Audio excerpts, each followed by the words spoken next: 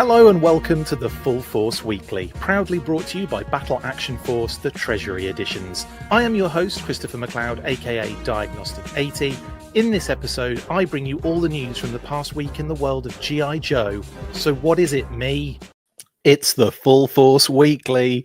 How you doing, guys? Good morning and welcome to the show. Just me today. Obviously, Pat is out living it up at Joe Fest. So shout out to everyone at Joe Fest and all that good stuff. Hope everyone's having a great time. Lots of stuff coming out of Joe Fest, which is great, which we'll be talking about later on. How is everyone in the chat? Plenty of you already. Figure Six Pack says it's Joe Fest weekend and some of us here aren't in attendance. Indeed. Got to get that morning cup of Joe, says Figure Six Pack. Indeed. In fact, I've got my morning cup of Joe in a very fun Rhode Island mug. Yeah, cool, huh? Anyway, cheers. And it is actually coffee for a change. For a change, I have coffee every morning now. Good morning, cheese bags. Indeed. Here's hoping for a fun week for Yojo June. My work ends with JoeCon in Dallas, says Profit. That sounds awesome. Figure Six Pack says, I'd forgotten that some of the 86 class of Joes were in the Action Force UK comics, including the ones in 87. Random comment. Did I miss something earlier?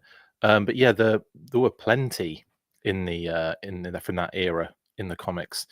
Right then, hope everyone's doing loads of you in the chat already. Good morning. We've got lots to get through. Lots. Did I get that mug at Starbucks? I don't think so. Is this? Yes, I did. Yeah, I did. It's a Starbucks mug. I didn't realize it was, but it is.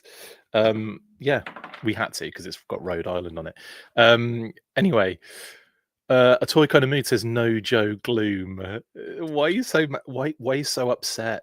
I mean, we'll probably get into a little bit about Yojo June for this one because even though personally I feel like it's just been it's really just been the one ball that's been dropped in my opinion.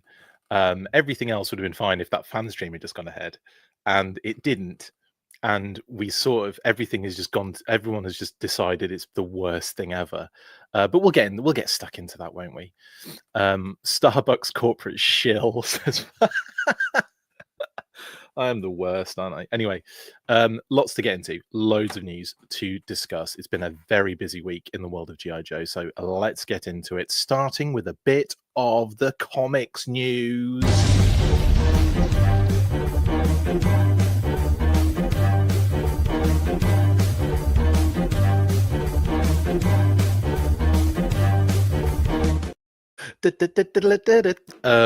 Hope everyone's loving the music. Yes, it is Comics Burst news starts.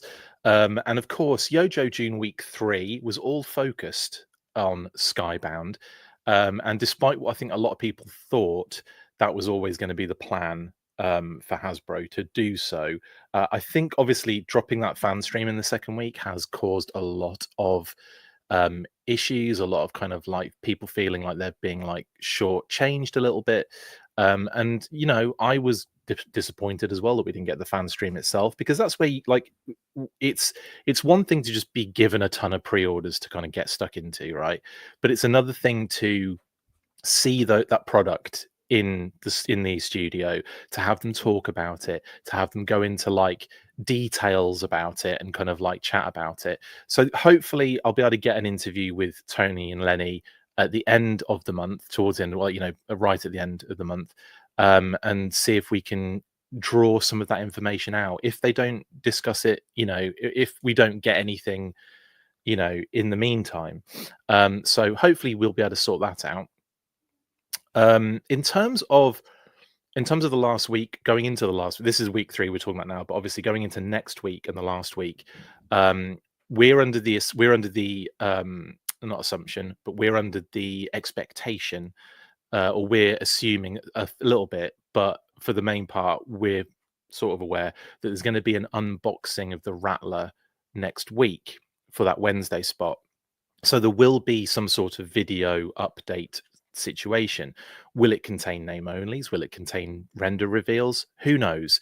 Will it have the HasLab reveal at the end?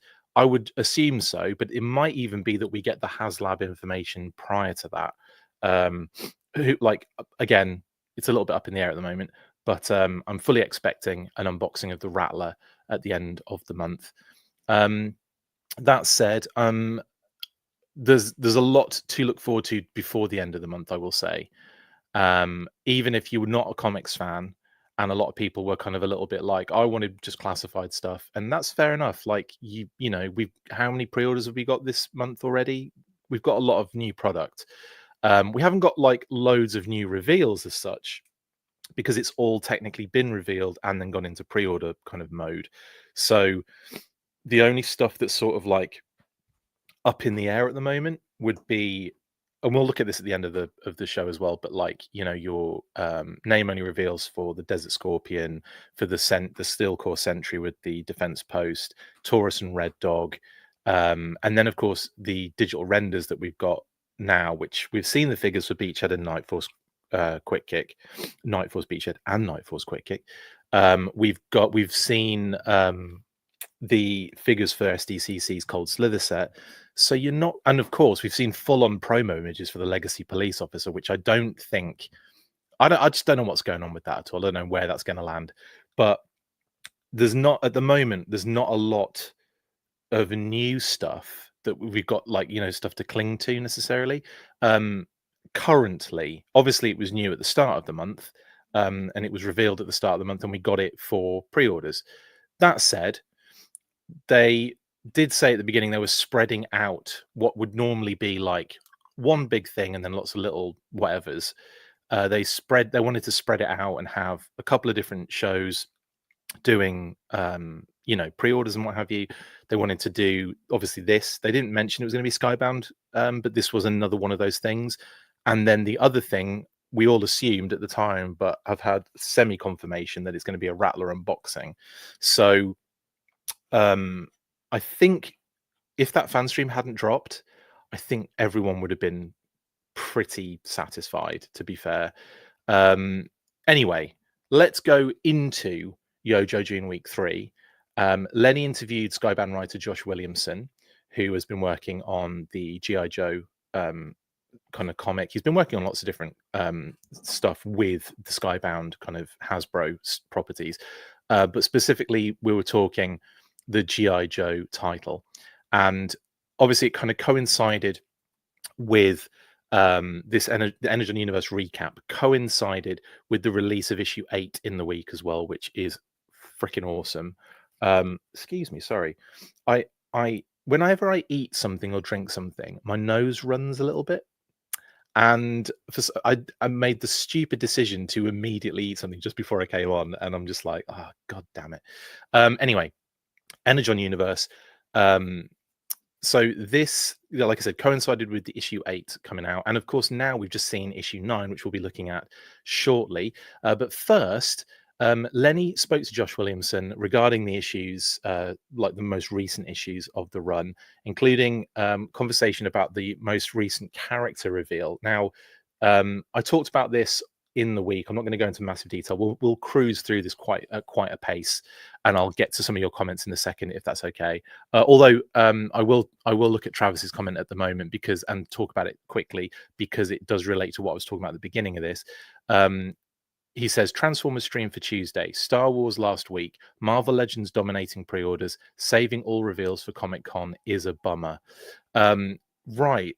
Yeah, again, I don't know if that is I mean, we've got the HasLab to come, and I don't know about what else they're going to show off next week. If they do, it could be that we get to next week, there's a Rattler unboxing, there's like one name only, they don't do a digital render reveal, and, you know, we end the month kind of like, okay, so we've got the HasLab, we've got, you know, maybe one new render to kind of get stuck into, and then other than that, it will be, you know, maybe one new name only reveal. That is it's not a lot. It's not a lot of stuff, I will say. But at the same time, do we want to be I mean, do we really want to be bombarded with all of the things that are coming? You're probably going to say yes. I personally do like the thought of being surprised a little bit every now and again, even though I do end up getting a lot of the information ahead of time. It is nice to, you know, like, what was the one recently? The Steel Core Sentry. Defense Post had no idea about that. No idea that that was coming. And I was like, oh, cool, interesting. So there's a few times when I'll be like, damn, that took me by surprise. But yeah, and there's stuff we don't know about in those listings as well. Anyway, that aside, I think let's move. I'll come back to the comics. So we'll be talking about this the entire episode. Have no fear. So yes, brand new character reveal brand new character reveal for Skybound in this latest issue. Now, the Baroness and CoverGirl are in Paris. The reason for that is Baroness is on leave. She's with the G.I. Joe team. Spoiler alert. And she's on leave, but Duke doesn't trust her, so he sends CoverGirl along with her. So CoverGirl goes with her, and she keeps trying to lose CoverGirl, and then in the end, they get together. They're sitting down at a cafe outside on a table, and the Baroness is actually comes out that she's kind of monitoring or watching her parents, who don't know she's there. Probably don't know what she looks like at this point. I assume she's estranged from them. I can't remember the exact details, if they give a lot of details away in that particular issue. But she's effectively explaining that to CoverGirl when Raptor shows up. And obviously we're just seeing all the Falcons attacking them at that point. And that was obviously at that point I'm kind of going, oh, it's going to be Raptor. It's going to be Raptor. It's going to be Raptor. It's got to be. And of course it is. And lo and behold, he's rocking his classified look. And of course, Skybound they have been utilizing classified designs as and when they can. Oh, that's so sweet. Sorry. Kate just mentioned Annie, our beautiful little doggy, is watching on the TV for the first time and was a little concerned I was trapped in there. She also just looked upstairs for you. She is the most adorable little creature. If she wants to come downstairs and say hello to everybody, she can, of course. And I'm sure everyone would like to see her. We might see Annie, just so she knows that I'm okay, probably. But thank you for that. Thank you. Anyway, so yes, Raptor turns up. They've been utilizing the classified designs, as I said, to some degree. Not every single time, but to some degree they have been.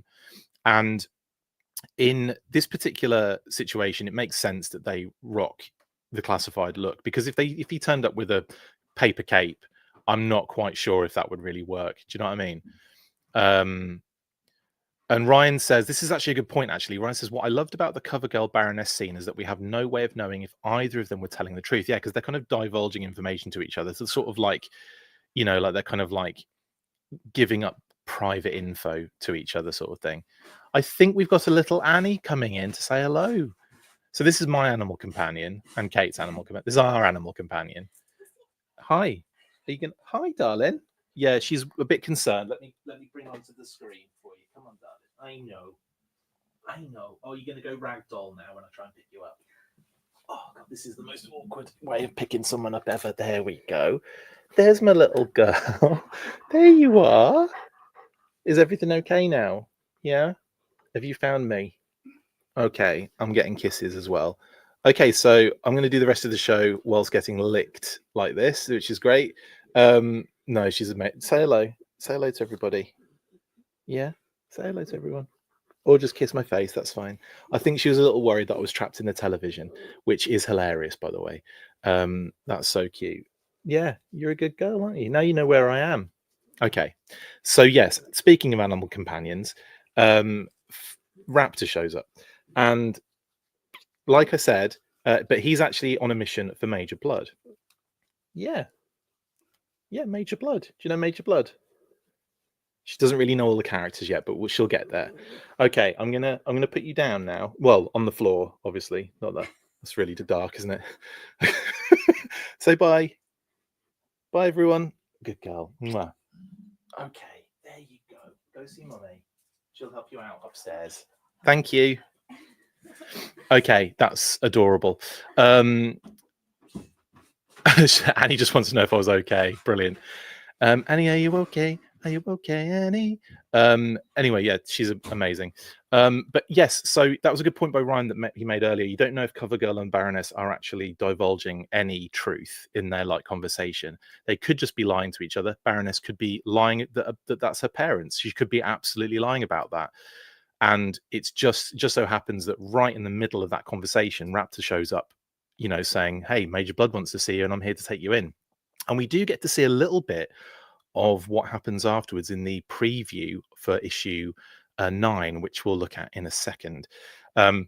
Josh on the stream as well showed his Raptor figure, which is hilarious. Now, the thing I was talking about with the classified designs is I was a bit surprised to hear when Lenny mentioned that classified, well, obviously classified is its own narrative, right? It's Skybound isn't like doing what the narrative of what Night Force was for Lenny. Night Force is another thing that's revealed in the last few issues, and the last issue specifically, and that is another situation where I was kind of like, is that a missed opportunity? Are we not? Why are we not syncing these things up like completely? Why are they not like being the be all and end all of each other, you know? And I guess like in some degree, you know, Lenny as a designer or the team as creatives, they want to do their own thing with it. And Skybound on the other side are in the same boat. They kind of want to tell their own stories. They don't want to be kind of necessarily restrained or constrained, I should say, by other things that are going on in like the narrative of the classified series. So I get it, but I was also kind of sitting there going, yeah, but they're classified designs in Skybound. So to me, it's one and the same basically. And at the end of the day, you can do what you want with it. It's not like any of the narrative for classified is written down anywhere. You know, like the kind of like the toy narrative. It's really just the images on screen on the packaging. That's really it. You can do whatever you want with it at the end of the day, I think personally. So for me, the classified series lives in this Skybound universe personally. And yeah, GL says I agree. The canon should be consistent. What's the figure in the top left shelf? Top left shelf. There's a bunch of figures.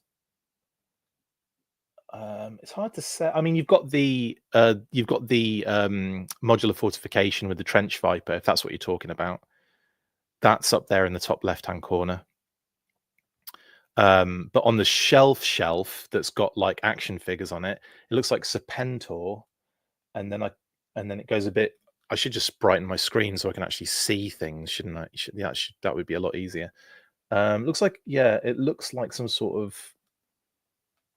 Is that a viper? It looks like a viper and Serpentor, but I don't know specifically what you're talking about. I think you're talking about the modular fortification with trench viper. Oh, it could be Prophet Director Destro. Yeah, it could be. In any case, sorry, that's by the by. So he was showing off his Raptor figure, and obviously that kind of led very strongly into the design for Raptor in this particular issue. And I think it looks great. I love Raptor now. I love Raptor anyway, but like it was still a bit goofy with the kind of like material cape sort of thing. But they really did. They upgraded Raptor. They really did. And again, like they did that in the 4-inch line, kind of upgraded Raptor to a really solid degree, giving him the was it the Jungle Viper like high tech ghillie suit as wings, which worked an absolute treat. I thought that figure was never going to be kind of like improved upon in terms of, you know, making that particular character cooler, but they really did. They really did, in my opinion.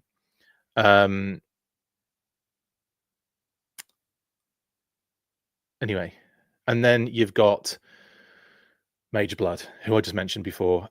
So he is the one that is after CoverGirl and the Baroness. Don't know why yet. Well, I'm sure we'll find out. Travis says, I'm not sure if you mentioned this, Chris, but are you by chance heading to SDCC? I am not, unfortunately. It's just AR this year for myself personally. Just assembly required in November. I will not be doing SDCC. Obviously, I couldn't make it to Joe Fest this year. Just a lot of, you know, it's a bit difficult to do all of the cons when, you know, when life is in the way. So I kind of pick and choose in the year, and then, you know, maybe I'll extend that next year Maybe I'll try and get to a Joe Fest or an SDCC next year, but we'll have to see how it goes. So anyway, that's Major Blood. He is writing a poem, by the way, for the Baroness, and apparently that poem is going to be in the next issue, which is phenomenal. Yeah. Then, of course, we get the Night Force chat between Lenny and Josh. So, Night Force, obviously, like I said, Night Force, the narrative for Classified is very much they're battling mysterious, weird, quirky elements of Cobra.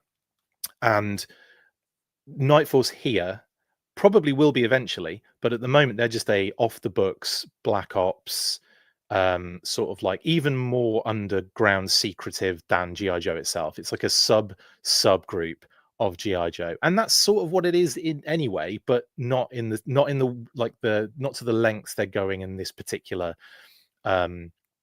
this particular continuity. So Hawk is effectively playing it down. CoverGirl finds some excuse me.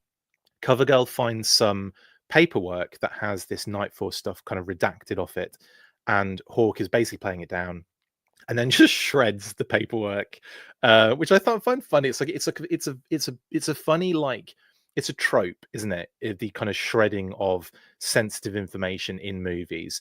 I always wonder why the hell have they got it written down in the friggin' first place? If it's so top secret and no one needs to have any information about this stuff, why have it written down in the first place? Like, surely you'd be writing something else down to divert attention away from what's been going on and who's involved and what have you. I've always found that funny in movies and in stories where you've got this super secret stuff written down. It's like, why is there a paper trail, guys? It doesn't make sense to me. But again, I know why it's done in the films, but it has that kind of nagging thing in the back of my head of, well, just don't write it down then, and you'd have been fine. And again, it's for that effect of like just how serious the situation is that he is playing down, and I do like that. I wonder, will we get a regular classified version of Wolf Spider from Night Force? Says Jeffrey.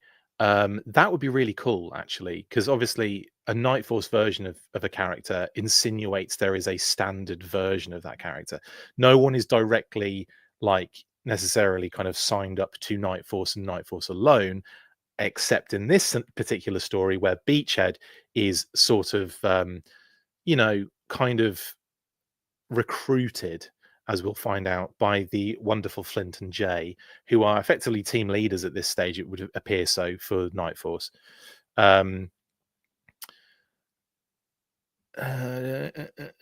Is there potentially 3 groups? Didn't a particular general and medical professional appear in Transformers? Asked Pass. Could you be more specific, Pass? Because I'm not sure. The last issue I read was 20, I think, of Transformers, or maybe 19. Yorktown Joe says the paper trail is so when whoever the next leader above Hawk comes to power, they don't ask about the accounting or budget, and they already know why they need to leave it alone. I like that thought process, Yorktown Joe. I like that a lot. I still feel like in these situations when it is like off the books, don't have any books, you can always explain that information away to another head. And I always liked it when the new kind of guy took over and were trying to be like, well, we can't do this anymore. We've got to be better. And they end up having to use them at the end anyway. That's a big trope as well, isn't it? It's like they kind of come in, it's the office of the bad guy, and then at some point it all flips over in there and everyone loves them in the whole team and everything. Flag and Doc. Yes, Doc was in their past. I don't remember seeing Flag. I must have missed Flag. I need to see that. Damn. That's really cool. I think some characters can just be only on one team, like Wreckage. I mean, some are, but I feel like there's an element of, it's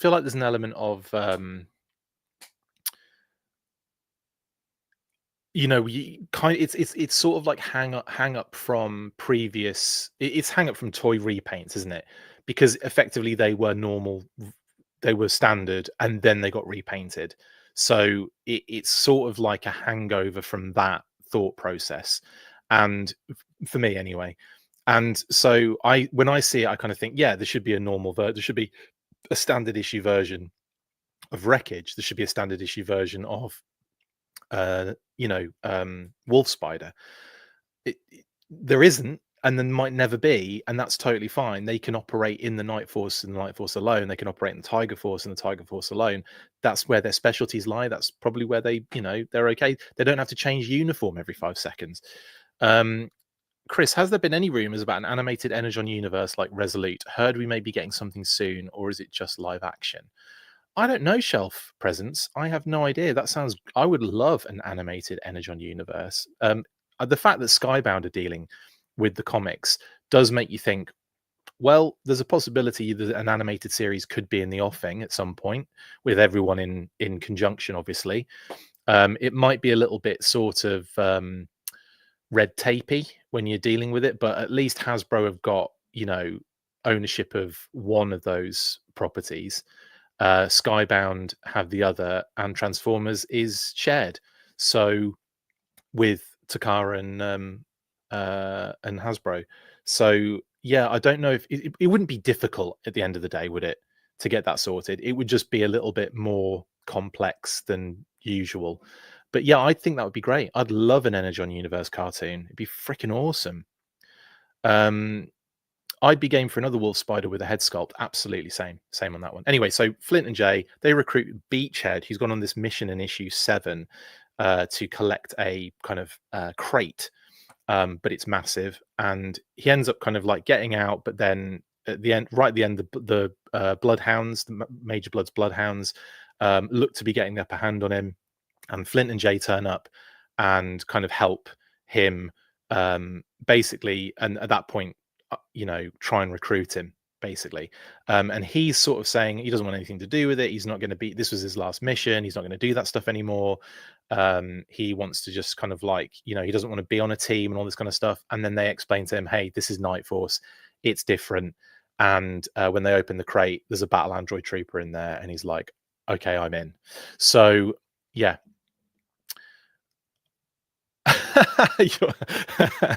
That's a funny comment from Yorktown Joe.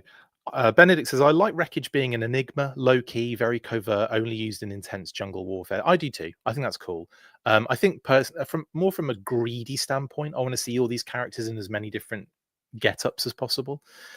Anyway, that's Night Force. And then also during the stream, Lenny talked about the toys. He talked about Beachhead getting this new deco from the 2000 set, the Toys R Us set that came out, the Night Force one, that also had Flint in it, by the way, and of course Quick Kick as well. Now, I want to shout out, we've seen these figures before. We've talked about them in detail. We've seen them at Toy Fair. We've actually seen the figures physically and the packaging, but I didn't get a picture of the bloody back, did I? And that's going to bug me for the rest of my life. And yeah, so and I just wanted to point out a very big thank you to Tony. Not only did he post the high-res render on Instagram, but he said the following: dropping the high-res render for you all. Beachhead is easily in my top 5 Joes, so I always love seeing him back in the line. This colorway was so crazy on the O-ring, and I love how it translated into classified. Lenny's build of a more military-inspired look for Quick Kick is super fun too. As I mentioned on Full Force, bonus points if you guess the inspiration for his fake face camo. So first of all, massive shout out from Tony there. Thank you very much, bud. Very much appreciate you. And yeah, he did. He said on that particular interview with both Lenny and Tony that Quick Kick's face deco is actually inspired by something. And he said, he made me, like I said, I think I know. When I said it off camera, we cut this bit. And then when we came back in, it was like, I know what it is. And we went on with our day. But a lot of people were thinking, well, they just assumed because Quick Kick looked a little bit like Billy, that it was just Billy was the inspiration. But no, specifically the face deco he was talking about. And it was Bruce Lee. So here is the inspiration for that particular face deco. It's these scratches that Bruce Lee has on his face in, I can't remember which, is it the Big Boss? I can't remember which one it is. It might be Enter the Dragon. Guys, can you remind me, please, which movie it's from where Bruce Lee has those scratches? I've completely forgotten. When I was a kid, I remember getting VHS tapes from our little VHS store, and I was obsessed with Bruce Lee movies. It was Enter the Dragon, wasn't it? Thank you, Figure Six Pack. So I remember getting the Big Boss, Enter the Dragon. There was a bunch of others I had as well that I would just get from the VHS shop all the time. Watched them constantly.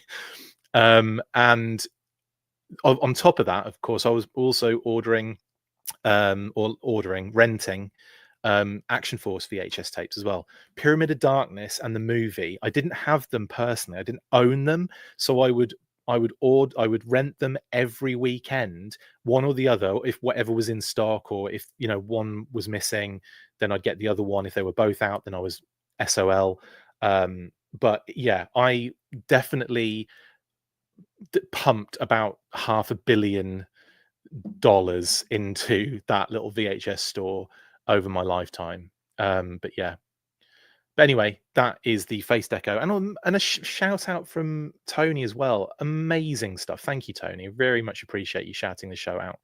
An absolute class act. Anyway, we also got this week, yesterday, I think, G.I. Joe issue 9, a sneak preview. So if you guys don't want to obviously know what happens in this, you can turn off and come back in a few minutes. I'm just going to quickly go through this. Now, we've got some covers first. I genuinely can't remember who they all are. Tom Riley does that first one, cover A, on the left-hand side. This cover B, is by Andrea Milana. And again, that is, I want to say, also Andrea did the interiors for the last couple of issues as well. So this is a cover now, and it's pretty cool with the Baroness Cover Girl Queen card. That's really, really interesting cover. I like that a lot. Tom Riley's ones are nice as well. Kind of very much very cinematic. They're in Paris. They're in sniper position. They're kind of doing some sort of like recon or something, or they're about to take someone out. It's a very, very cool cinematic kind of cover. I love the card cover from Andrea Milana. That is so awesome. Joes don't usually fare well in Paris. That's very true, Leon.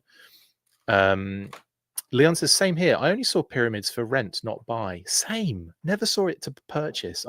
I wanted it so bad.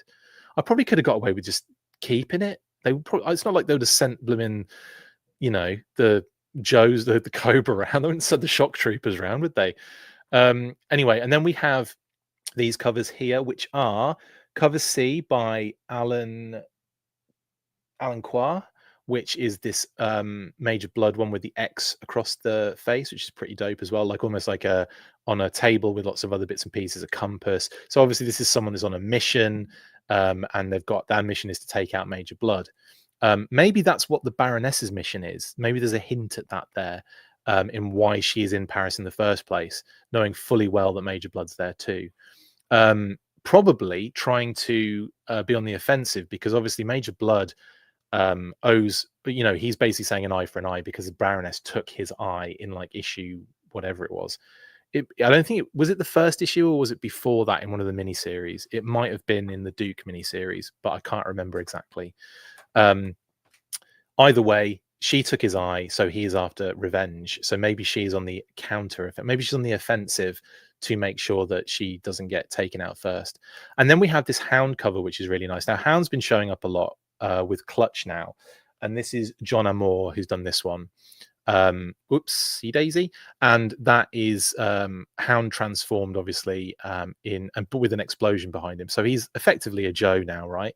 Very nice. That Hound art has very Unicorn Trilogy vibes, says Robert H. It really does, actually. Benedict says, Hound X Vamp when? 10 years ago, please. How old is the collaborative line? Like 4 years old? 4 years ago, please. Yeah. Anyway, so that's Hound. And then we have this final cover here, cover E, by... I can't can't read that. Is it Ito? It's some. I can't remember the first name now. Sorry. I'm gonna have to check. I'm gonna have to check. Just hold fire for 30 hours while I do this. Someone's just going to tell me in the comments just to, say, it's this, you idiot. And I know I'm an idiot. I just can't remember everything all the time. It is Ito, just Ito. It is a 1 of 50 cover E, and cover D is 1 of 25. Cover C is 110, and 1 in 10, 1 in 25, 1 in 50. So they're a bit, obviously they're a little bit rarer, the other covers. I do like this one by Ito, though. It's very, very cool. Baroness. I mean, how many Baroness covers have we got in her Joe costume as well? Which is, it's getting kind of like, we're getting a few Joe costume Baroness covers now, which is pretty dope. I want to see this figure in the Classified series personally, but I say that about everything, and a lot of you guys do as well. Anyway, that is everything for the comics. We've got loads to get stuck into. I say it's everything. We've actually got the actual pages reveal. So here we see Raptor engaging with Baroness and Covergirl, who do not want to be going. They do not want to go with him to Major Blood or whatever. So they are trying to escape. He flies in, kind of takes Covergirl out, and then kind of holds her sort of hostage. And the Baroness is kind of given this kind of like ultimatum. And we'll find out, I guess, what happens in the issue 9 when it comes out in the 16th of July next month. Not too long to wait. I feel like the comics have been absolutely pouring out at a rapid rate. So yeah, happy with that. Anyway, I've spent 40 minutes talking about comics, and I know that everyone's probably annoyed with me. So let's move on. And you're probably going to be even more annoyed with me when you see what's next, because we're talking Gem.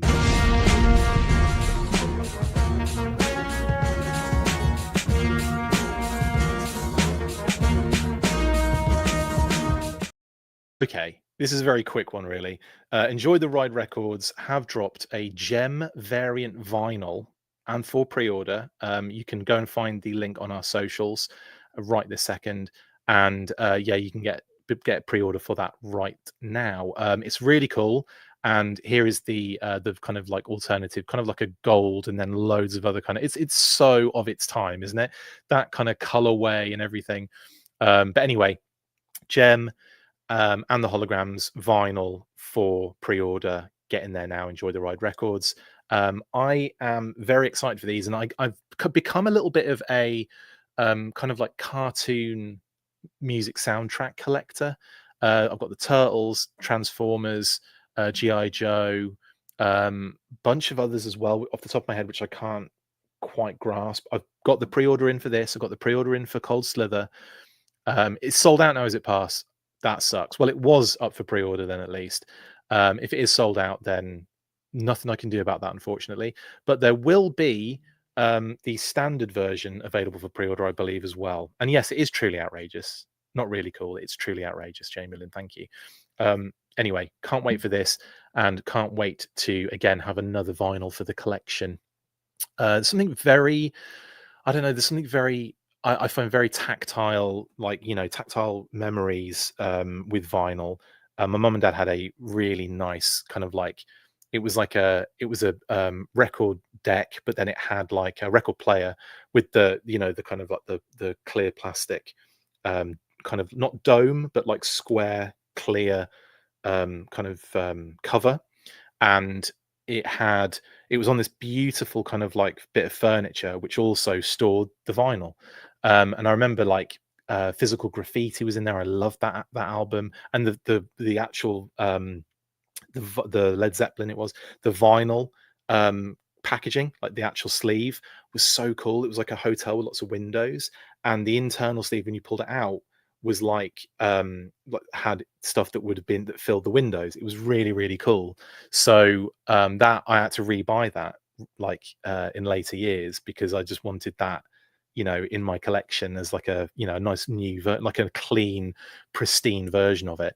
And yeah, I would play Kashmir over and over again. Bryce says, I think it's sold out and I'm super disappointed. It looks awesome. Thank you for the super chat, Bry. And sorry that I'm reporting on it at this moment while it's sold out. But yes, it was. I just wanted to talk about how cool it is. But thank you, Bry. And sorry, mate, that you're not able to grab that one. But yeah, that's Gem and that's vinyl and that's tennis. If you watch TikTok, then you'll know what I'm talking about. We'll move on to the next bit of news, which is completely forgotten by me. So we'll just have to find out when we get to it on the other side. Let's do it.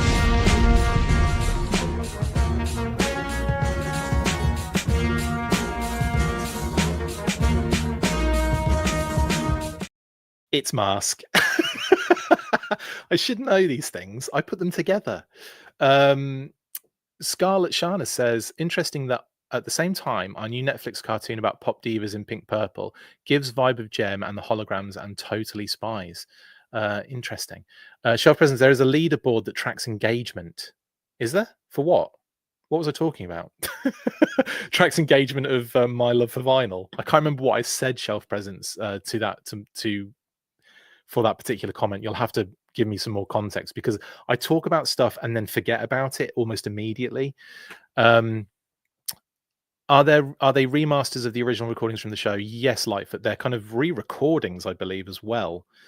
Kashmir on replay in high school, says 610. I know, like, it was constant for me. I love that song.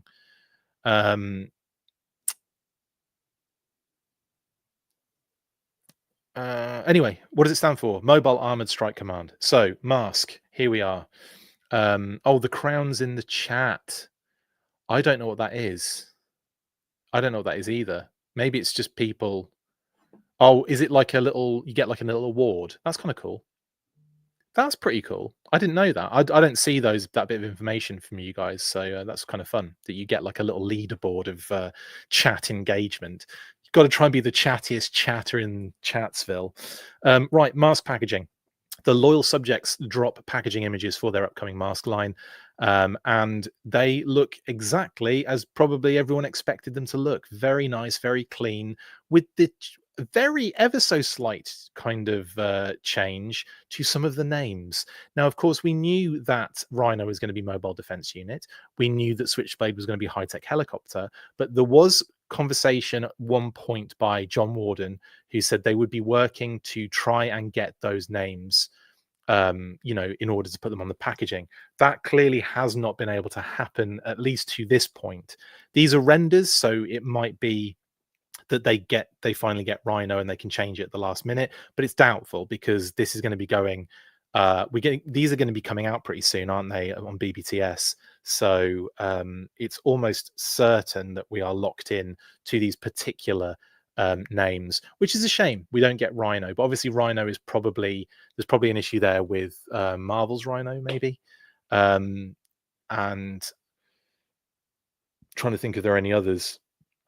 I think it's probably just the Marvel one that'd be the problem there. But Mobile Defense Unit is fine for now. I'm not really that bothered. They could have at least called it Hippo, says Leon. Hippo would be a more apt name for the Rhino, in my opinion. It doesn't really have. I mean, it kind of does have tusks, doesn't it? But no, it doesn't have a horn necessarily, unless you're counting the missile that comes out the back. But it doesn't really have a horn, does it? I suppose it does have a horn, so maybe that's what they're talking. Maybe that's what they're referring to. But yeah, I think Hippo would work. Hippo would be hilarious. And then, of course, you've got High Tech Helicopter, which obviously would have been Switchblade, but like I said, they've had to change that. I am surprised they didn't go for more catchy names, but maybe that's the whole point. Maybe they want you to consider this Switchblade and don't want to give it another name. And I think that is probably a lot to it. Like, just describing what it is makes more sense than giving it a different name, because that's something that then may have to be the same thing going forward.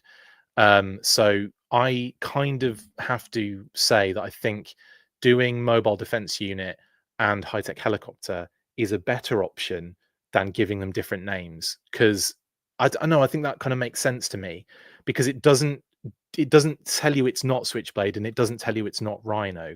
we know what they are. Do you know what I mean? So yeah. Anyway, they just can't brand it. I think the boxes look great.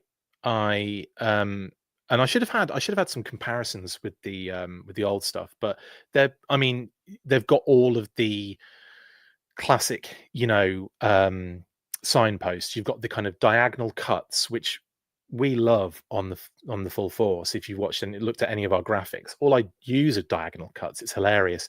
Thank you, Shelf Presents, for the super chat, and Merry Yojo June to you as well. And a happy SDCC July. I don't know. Yes, but thank you very much, mate, and thank you for that. We really appreciate the super chat. Yorktown Joe says hippo, high intensity power production overkill. I like that. Red Wolf has made a very, very good point here.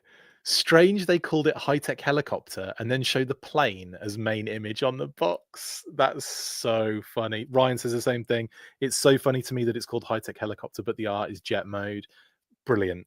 Never even dawned on me. At least they've got an image of the helicopter, like the little funny little helicopter down the bottom left. But yes, that is irony of the highest order. Oh, Mark is here in the chat. Hello, Mark. Hope you're enjoying Joe Fest. He says, "Hey, Chris. Don't know if you saw, but Pat is leaving you and joining Talking Joe. Is that okay?" I'm not. I don't own Pat. So yes, he is more than welcome to leave me in the mud for the lesser Talking Joe show. I'm just kidding, Mark. Absolutely. Can we at least share him? That would be. I'd like to be able to share Pat so he could be on both. Anyway, Sean's made a good point about earlier in the comics chat. CoverGirl putting her in her place about riding in private jets was kind of funny. Yes, Sean, that was a lovely little touch because she's obviously an ex-model and has been in many private jets, and even joked about the fact that she has been in better private jets as well, which was kind of funny. Pat left because Chris chatted comics. Talking Joe retaliated. Joint custody. Yes, indeed. Mark says also that is not all made up and not based on a false caption on a photo of us together. How dare you? It's going to be a Pat fight. Anyway, there's the package for Switchblade or high-tech helicopter as a jet mode. Then, of course, we have Thunderhawk. Again, like everything, like I said, the signposts are there. The little yellow ovals that highlight the figure, which is like a picture of the actual in the actual character inside, with the helmets they come with, the masks they come with. I keep saying helmets, and it's mask, obviously.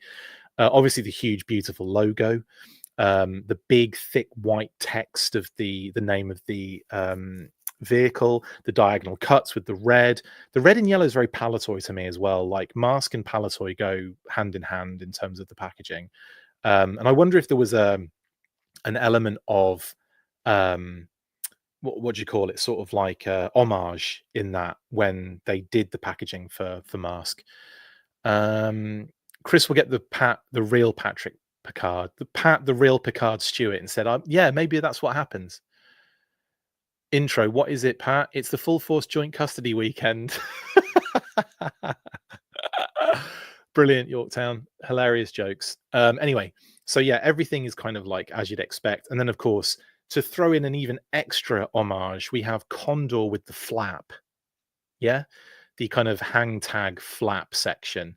So Condor could be, yeah, I suppose, with a flap. I suppose it was more to have extra information on it than to hang it on anything, if I remember correctly.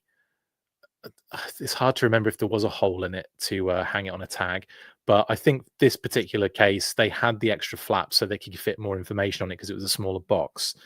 Either way, my favorite, and it does throw back to that box as well with that particular additional extra. The other thing I will say is they did in some cases have a couple of different variants boxes, didn't they, where some would have a flap and some, like the same vehicle, one would have a flap and there'd be one without a flap. I'm pretty sure anyway. I may have just I may be thinking possibly of European packaging as opposed to American packaging.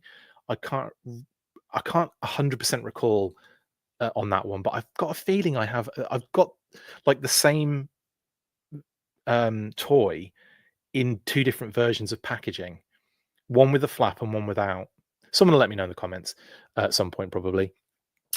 But anyway, lovely stuff. Packaging looks great. No notes on this one other than yeah, it's a shame they couldn't get the names sorted. Anyway, we'll move on because there is so much more to talk about, and I'm going to be here for hours, unfortunately. So let's get into the next bit of news.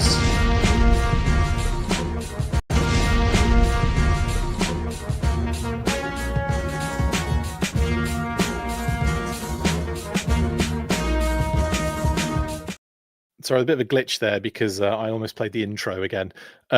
Just I'm on classic McLeod mode today, aren't I? So the VE03 ATAC has gone up for pre-order. Now we've got a name for it, the ATAC, which is like an all-terrain all something pre-order. Fans Hobby have dropped this pre-order now, so you can actually order it now. It's like $99, $99.90, I want to say, from their website. You can go on there if you literally go to the post on either our socials or their socials, you'll find the link. It's very simple.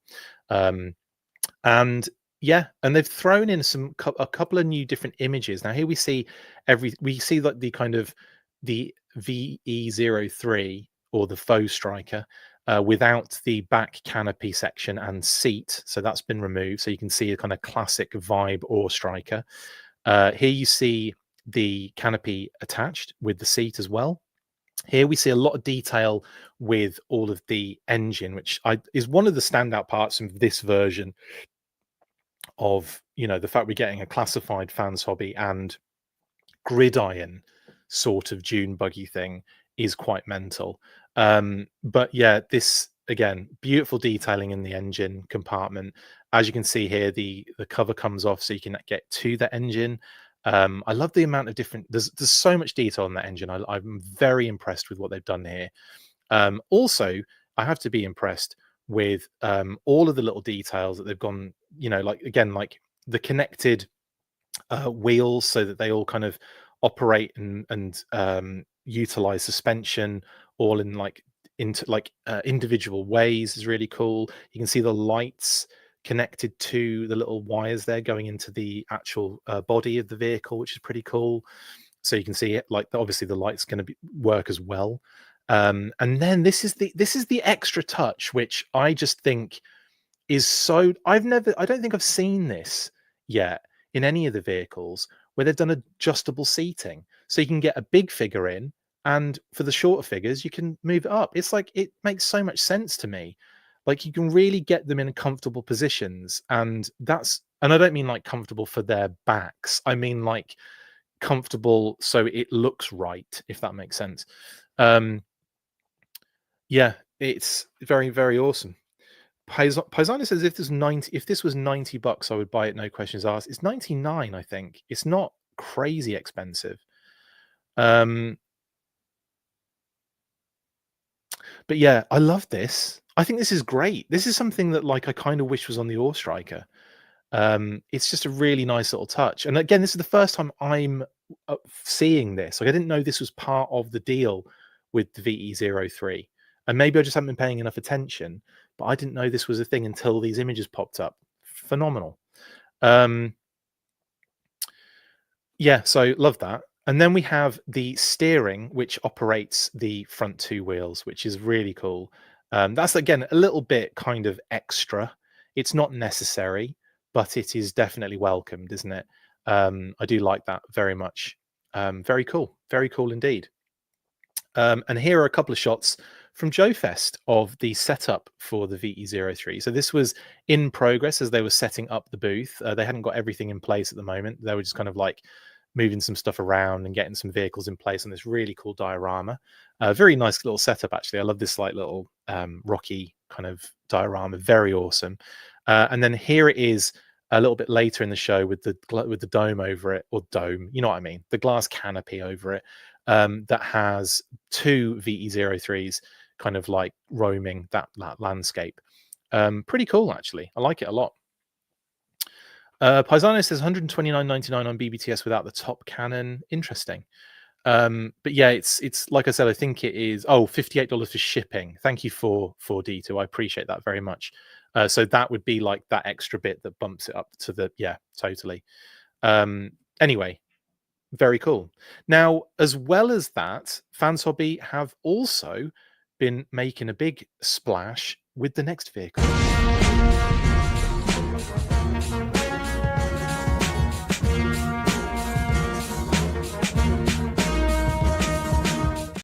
Said splash like it was going to be a water vehicle. I don't know why just splash came out. Anyway, VE01A Air Tiger have shared more images of this in the wild, and of course we've seen it at Joe Fest as well. So I just want to have a quick look at this beauty. I am in love with this vehicle because of the deco mainly. It's absolutely stunning that we've got I mean, that is a crazy good Tiger Force deco. It just works so well on the Not a Skyhawk.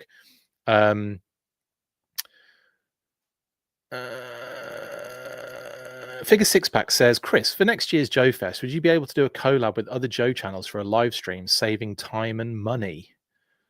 How much money are we saving? These are free. Or saving time for everyone watching probably would make sense, wouldn't it? Anyway, well, for other reasons than saving time and money, 100% would be looking. It would be cool to do a collab with, say, Talking Joe and anyone else that we're affiliated or in collab with for sure. But yeah, that is the Air Tiger. Here's another shot of it from behind, so you can really see the beautiful Tiger deco on the wings as well. Really nice. And like I said, we've got some shots from Joe Fest as well. Massive thank you to Darren Marshall and to Fans Hobby themselves, The Chosen Prime, and to Pat Stewart, who have supplied all of the images for the Joe Fest stuff that we're seeing. We'll see a little bit more in a second, obviously, but with this Fans Hobby one, that was Darren Marshall. So thank you for taking this picture, Darren. And this one was from Fans Hobby themselves. They posted this from the show, and this shows their setup is as well for the VE01A Air Tiger. $120 at Joe Fest right now if you want one. Brilliant stuff. So that is everything from Fans Hobby. We've got even more news to talk. There's so much to go into. Like, I'm going to be here for days. It's crazy.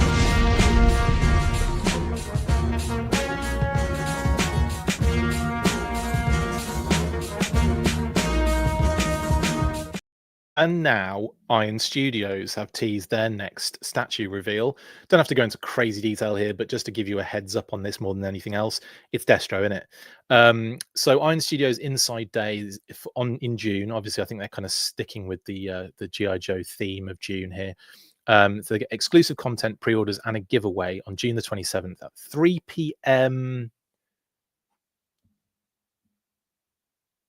Can't read that. But basically, those times, I really should have looked at that beforehand, shouldn't I? Just so I could have 100% locked in. Here we go. I can. 3 p.m. Brazil, 6 p.m. Greenwich Mean Time, 10 a.m. Pacific Time. So that would be 10, 11, 12, 1 p.m. Eastern, I think, if I'm correct there. Yeah, it would be 1 o'clock because Greenwich would be 6. So yeah. So 1 p.m. Eastern is the only one they didn't put on there. So that's next week, June 27th. They'll be on YouTube revealing a bunch of stuff. And obviously one of those things is going to be Destro. So I'm going to be watching at that point and obviously reporting on that with any news that comes out of that one, because I'm interested to see that. I think their statues are actually really gorgeous. Their Flint one is well good. I'm such a Flint, like, I'm trying to think of a non-offensive term there. I'm such a Flint fan. Fine, that'll do. And I'm a simp. I'm a Flint simp. And whenever I see anything Flint, I get really excited. Like we will be talking about in a little while. Mark is work. Yeah, that's a good one. Travis, thank you. But except for the High Toys one, because that ruined the head sculpt just ruined him for me on that one. But anyway, Inside Day coming soon, June 27th, next week. YouTube, check it out. It's going to be Destro though, isn't it? That's all I want to say on that one.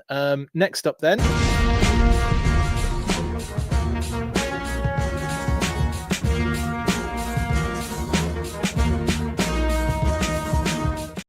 This will be quick as well because there's not a great deal of information other than to tell you that Overwatch 2 is collaborating with G.I. Joe. Better late than never, I think, was the main consensus from the comments that I was seeing.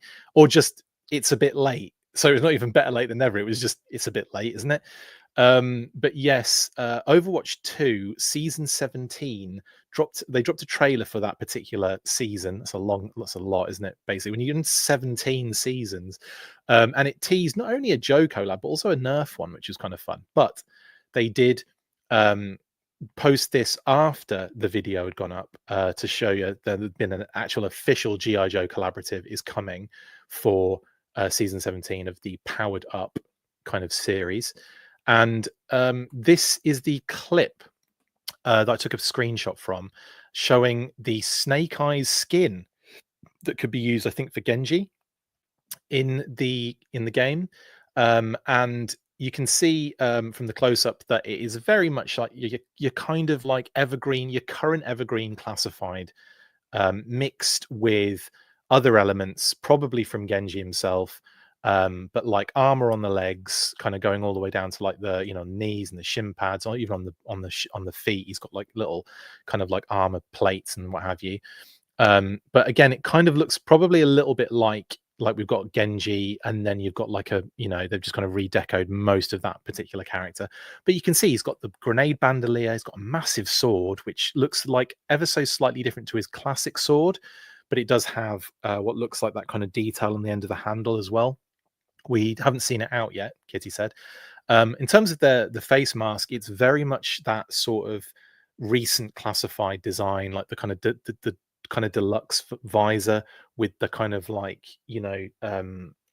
almost like defined jawline piece as well. So they've kind of he's got a slightly different design, but it's going to be a different design for this, different design for the AAA. We've got about 20 Snake Eyes figures currently in the classified series, all different looks and designs. If ever there was a poster boy for G.I. Joe, it's Snake Eyes, isn't it? Let's face it. We don't have that many Duke figures. If you think he's the poster boy, you're wrong.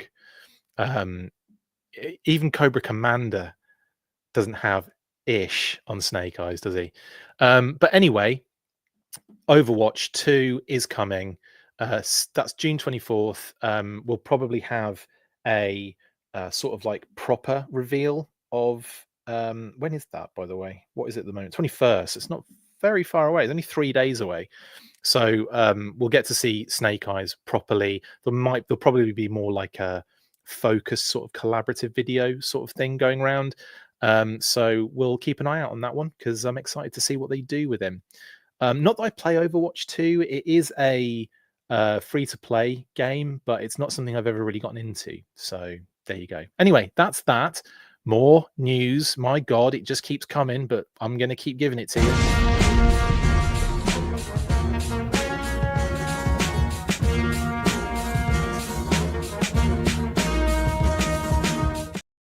And I think we're probably going to be in record-breaking territory for the amount of explosions in this episode. Scarlett Shayna says, well, CC has ish on Snake Eyes if you read comics by Harmer. That's very true, but I mean in terms of the amount of toys and figures and appearances and what have you. But yes, you're right. I mean, I was a bit tongue-in-cheek more than anything else that I'm saying that. Anyway. 610 says, about to read the compendium, picking up at Special Missions 14 while finishing out the episode. Full force, indeed. Full force to you as well. I kind of, do you know what? I think my biggest achievement in life is getting other people to shout full force. That if my legacy is anything in life, which is not going to be much, is it? But at least I can say I got people to shout full force. I think that's my biggest, like, that's my legacy that I'm going to be handing down to Annie. Anyway, Cold Slither pre-order. Pre-orders are now live for the Cold Slither album and merch, and I jumped on this one very quickly as well. It comes out on the 25th of July, so that's going to be in and around the time where we have the live show at San Diego, which I think it's at I forget the name of the place. I wanted to say Bits and Bobs, but it's not Bits and Bobs. It might be written on there somewhere. No, but anyway, it's in San Diego, and yeah, there's going to be a live performance, and we've reported on it before. But anyway, loads of merch. There is a bundle where you can get like the vinyl, whichever vinyl you want, t-shirt and some other stuff. And then there's another one for the CD, so you can get CD and a t-shirt if you want. So yeah, I've definitely jumped in for that one because again, it is vinyl. I'm very excited. I like CDs. Like I don't have that. I feel like I got so burnt out on having so many like those jewel cases kind of really bug me now. And I don't have that nostalgic feeling for them yet. I do have a nostalgic feeling for vinyl and tape cassettes and VHS, but not necessarily for CD, nor mini disc yet. Although I was big into mini discs when I was younger. Isn't that hilarious? I think I was probably like it was like me and one other person I knew that were into mini discs, and it was just hilarious. So anyway, that's Cold Slither. Pre-order is you can pre-order now, and again you can find the links on our socials and through all of the Cold Slither socials as well. So go nuts, get pre-ordering. In fact, when I posted this, I think I put the link in the comments as well. So if you're having trouble trying to find it, go to our post on this particular post on our socials, on Facebook mainly, or any of the others, and you should be able to find the link in the comments on that one. Right. Let's get into the next bit of news. And now, finally, we're getting to probably the biggest news of the week, and that is Super 7.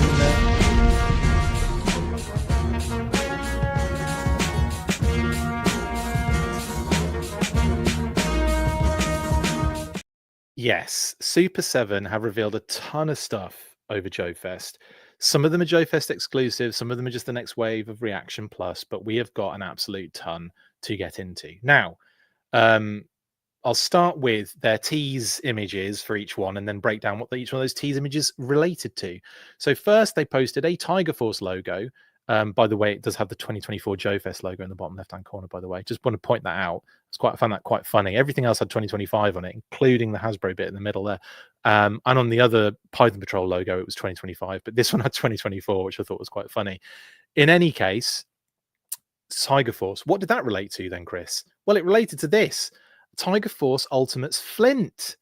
Now we were chatting in the comments when I posted the teasers and everything. I think like the group, the Full Force group, were kind of chatting. Oh, what could that mean? What could this mean? And I even said it on the video beforehand when we were talking about the tease, the news burst extra. I said it could possibly be Ultimates, and I even thought to myself, I bet there's going to be Ultimates, and one's going to be a Tiger Force and one's going to be Python Patrol. And I absolutely called it. I'm only saying that now because I say lots of stuff and it's always wrong. So when I get it right, sometimes I get like excited. So yeah, in this sense, I'm really excited to have another Flint option. I do have the standard Ultimates Flint, which I very much enjoyed. So I think this one is going to have to be a try and get for sure. But yeah, this is Lifeline's deco, Ryan, for sure, isn't it? Now, from what I can gather, when we've spoken to Brian in the past, and I can hopefully ask him about this if we get to speak to him in the future. Obviously, there's been a little bit of the fact that they had layoffs recently. I was a little bit I didn't want to say, hey, let's have an interview. So hopefully I can have a chat with Brian soon about this stuff and see if my theory here, because he said it in the past, that this might be one of those things where it's like if Tiger Force had been in the Sunbow cartoon, and because we've talked about that before when the other Tiger Force stuff came out for Reaction, when we had Snake Eyes, Scarlet, who else was in that group? There was a couple others in there. I can't remember the whole team now, but like this to me is definitely like if Flint was in Tiger Force, this is what he'd look like in the Sunbow cartoon. And I like that little idea. I think it's quite fun and an enjoyable way to kind of do these little exclusives. I am pretty much locked in now on expecting exclusive sort of releases of Ultimates for Joe going forward. I don't think they're going to do big waves necessarily. They might drop a new wave eventually, but I think, I think at this point Ultimates kind of lives in this little exclusives area, repaints, that kind of thing. You never know. See how it goes in the future. But this is where I expected it to be, and this is where it seems to have landed. And of course, the packaging is adorable. I like the fact that we've got this sort of homage to is it Jungle Trap? One of those episodes where one of them gets caught in a one of these particular it wasn't called Jungle Trap because of this, but this is the only one that comes to mind, and it's probably because they're in a jungle and that's a trap that Destro's in. But I love that Destro is on Flint's packaging and Flint is on Destro's packaging. It's like the opposite of what you'd expect, and also that the names are scratched on a bit of wood on there as well, which is really awesome too. I like that. I like this. I like the idea of G.I. Joe What If's pass as well, and it doesn't necessarily mean anything. Like, you don't have to be you don't have to be in a situation where this is canon now or whatever. It's just nice that there's an opportunity for a what if kind of element here, and the fact they've used that Tiger Force, like I used to think that was smoke or gas in the background of the Tiger Force figures until I realized that it was tiger stripes later in life, much later in life, may I add. I thought it was gas the whole time because I never really thought about it. And then, Tim Popkid says Flynn has said a while ago there were 2 more Ultimates in the hopper, though I guess I was just hoping it would be the Crimson Twins, not the Crimson Trins, and not some repaints. I think this is where Ultimates is probably going to be for the near future, is what I would suggest or expect. But then you never know. They might drop a wave randomly at the end of the year. Who knows? But I do like these a lot. And here are some shots from the show floor as well of that Tiger Force Flint. And like I said, I'm a simp for Flint. Like, if I see Flint figures, I want them.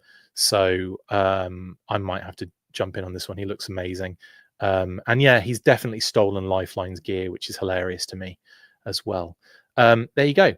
Then, of course, we got the Python Patrol logo. What could that mean? A Python Patrol redeco of Destro, who we've now had with Ultimates. Standard Destro, Red Jackal, and this one. Is there any other repaint of Destro in the Ultimate? I think so. He's had 3 now. Flint's had 2. Is that correct?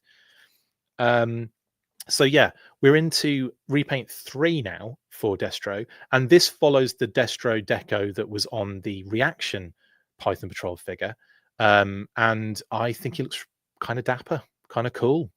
It is one of those funny things, isn't it, where you see like everything just starts becoming the sub team. We've even got a Cobra Commander in a second as well, which we'll talk about. But anyway, I do like this Destro repaint. I think it's wild. I love the Python kind of idea. The redecos are incredible, and I like the thought of Destro getting in the mix as well. Got that massive bazooka as well, which is kind of fun.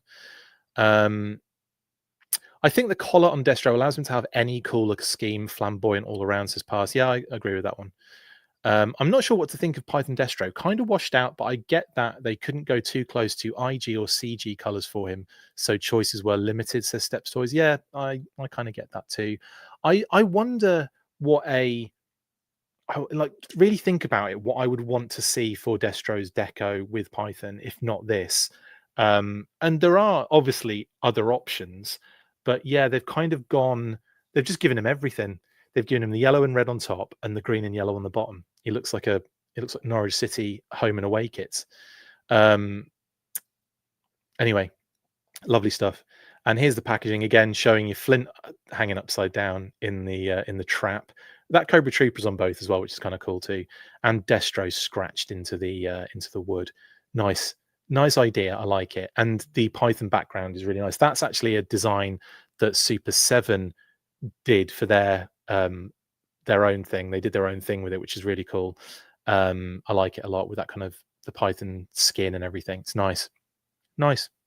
Have Target stopped the Tiger Force and Python Patrol classified figures? I believe so, Jeffrey. They've the last Target exclusives were both mass device related, so I assume they're just going to have random exclusives. I don't think they're going to have necessarily a theme attached to them.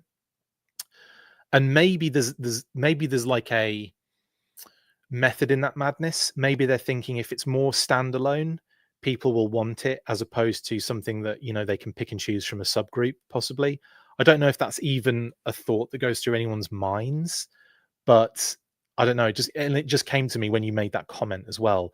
I wonder if there's an element of that to it. If it's like, if it's just a standalone figure, because I remember when there'd be like just a random exclusive for a store, and everyone would want it because it was like a one and only, one and done sort of thing. There was no connection to anything else necessarily.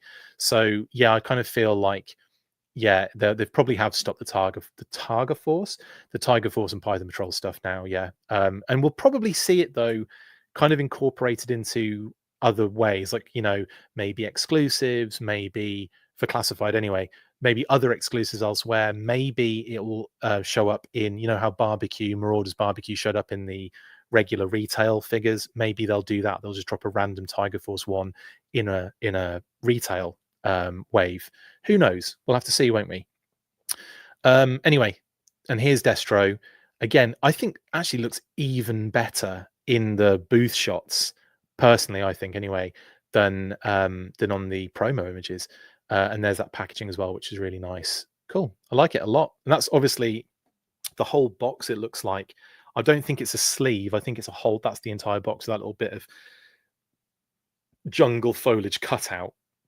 I like that a lot. I think it's really nice. Yeah. The black pops more in the booth shots. It does, Steps Toys. Yes, mate, it does. It was a little bit kind of glossy, wasn't it? It's not glossy, but yeah, it's looking a little, washed out on some of the promo images. And then you get to here and the black is really like, boom. And again, that's lighting for sure. Lovely stuff. Anyway, next up, we had the next wave of Reaction Plus tees. Now, we had the opportunity to see the 3 figures about a week ago, kind of snuck out, and thankfully, didn't get leaked, which was nice, because I don't think the leaks would have done them justice personally. But we saw Royal Guard, Falcon, and Jinx, and we didn't know there was another figure. So, well, we thought there was another figure, but we didn't know what it was. And I thought, oh, cool. I think this is going to, it looks like a movie wave. Very awesome. Very cool. And then they posted this and it's like, okay, so it looks like we're getting Cobra Commander as well. And, it's a lot of, to me, this is what the Reaction Plus is here for. Giving us stuff, like Cobra Commander, Unmasked Jinx, and I guess a screen accurate Sunbow Royal Guard and a Sunbow movie deco Falcon. So I can see the difference there, even though Royal Guard and Falcon technically exist already in the line.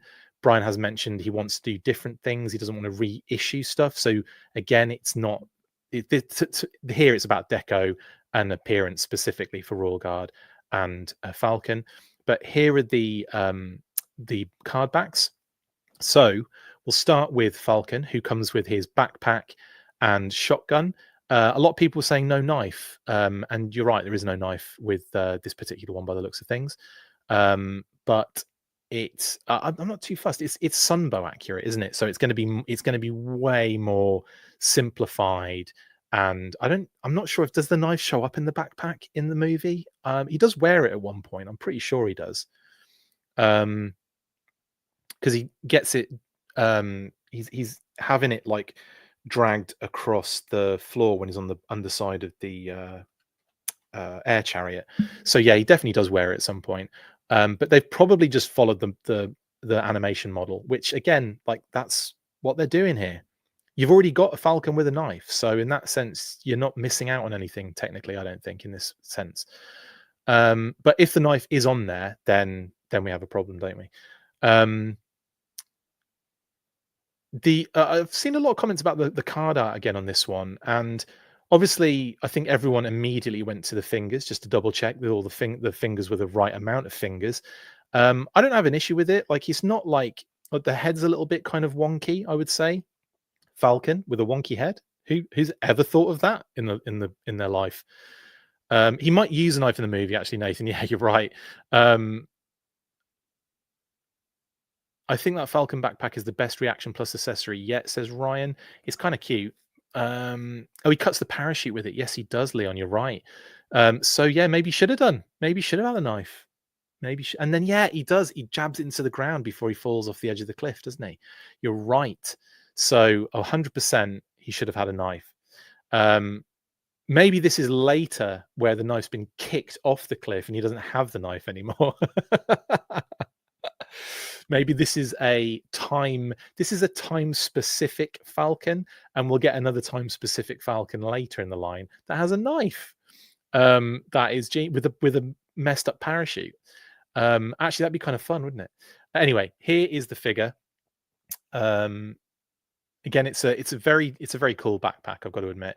But you're right, we need the knife, and I think they probably looked at it and thought, well, we want like a pretty clean sculpt, and with the notches to have a knife kind of situation. Maybe they thought against it. And of course, his shotgun. The figure looks great. I think this is a solid figure. We also get the call out on the back, which obviously shows Cobra Commander down there as well. The Once a Man Cobra Commander, and all the figures bar the Python Patrol Battle Android Trooper and the Python Patrol Cobra Commander, spoiler alert, as well. So everything that isn't Target exclusive, maybe, because I think Fatal Fluffy and Raymar, I believe they were. I want to say they were Target exclusive, but I might be wrong on that one. But they didn't show up on Super7.com immediately, so I don't know. Maybe it was one of those ones where they weren't, like, because they're not Python Patrol, maybe they're keeping Python Patrol separate. Maybe we'll get one of those little separate squares on the call out eventually that has just the Python Patrol figures on it. I used to love that on the cross sells on the vintage figures, when they would do like the Tiger Force box or the, whatever box it would be separated. I used to love that stuff, man. I haven't actually spoken to Pat in detail about any of this yet, so we'll have to go over this again next week with Pat to specifically go through what he thinks of these O-ring figures, because I think that's definitely worth doing. Anyway, Falcon gets his file card, which I read through, and I think it's pretty much exactly the same as the original. I could be wrong, but I also couldn't be bothered to really compare the two. But I read through it and I didn't see anything that I thought, oh, that doesn't sound like recognizable. He was definitely a snake biter. I remember that bit being in there, that I think Larry did the card for this one. He tended to do, you can kind of tell the Larry ones, because he talks about like very specific military things and really goes into detail with it on the file card that other writers didn't necessarily do. So you can sometimes tell this might not be a Larry one, but there's definite Larryisms in it, and maybe either the writer of the card did it in a way with Larry hat on and kind of was like, well, this is what Larry would how he'd approach it. But yeah, no mention of drug use on this card, so time specific for sure, says Pass. Yeah, this ain't the Deke era right now yet. But anyway, lovely stuff for Falcon, and here he is in human form. That's not true. But yeah, I think the only thing that I've spoken to Pat about in regards to what he isn't a massive fan of is the elbow shapes that kind of happen, as you can see there on that far right shot there. I mean, there's other things that Pat's talked about as well, that he's not he wants very specific details translated, and it's hard to do that. So, but yeah, we'll speak to him, and I'm not going to talk on his behalf. But I like this figure. I think this is a very solid Falcon, and I think it's a welcome addition to the O-ring line for sure. A solid figure, in my opinion. Then we have Jinx, who a lot of people have commented on the head sculpt for Jinx. And it's funny, like some shots I see, I think she looks great, and other shots I'm like not quite sure. So it's one of those, I think it's from like certain angles and stuff. But we've got an unmasked Jinx, so I'm kind of happy about that. Now she comes with the broken pugil stick. I'm surprised they didn't give her a blindfold. Even just like just one that just goes over the top, just kind of like a separate one. Or they didn't, I'm surprised they didn't get do one with the blindfold actually sculpted onto her head, because that is the specific situation we're dealing with here. This is her in the training, kind of in the sparring with Beachhead situation. So I would like to have seen that kind of nod really on this one, but maybe we're in for another Jinx another time in the future. I'd also say she's got a bigger dragon tampo on her chest, but it's still not as big as the one on the cartoon, which I think filled the entire central section, if I'm not mistaken.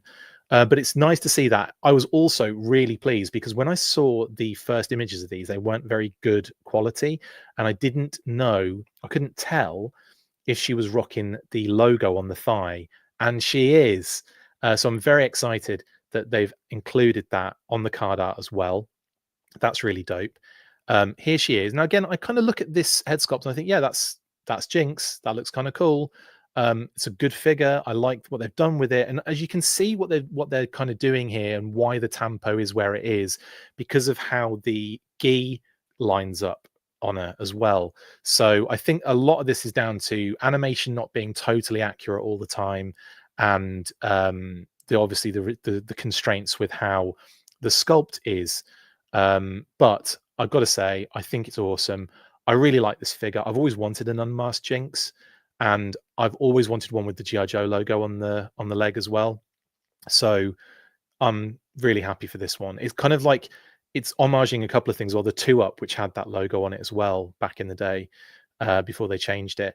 And here is her file card. Again, pretty sure it's the same as the original, so no changes there. She's a finance clerk. There's a secondary military specialty, and that is explored in beautiful detail in the annual comic story High Finance in the Action Force. It might have been G.I. Joe at the time, G.I. Joe the Action Force annual. It's so good. Yeah, she's from Los Angeles, California as well. File name Top Secret. Kim in it now? Isn't her name Kim Arashikage?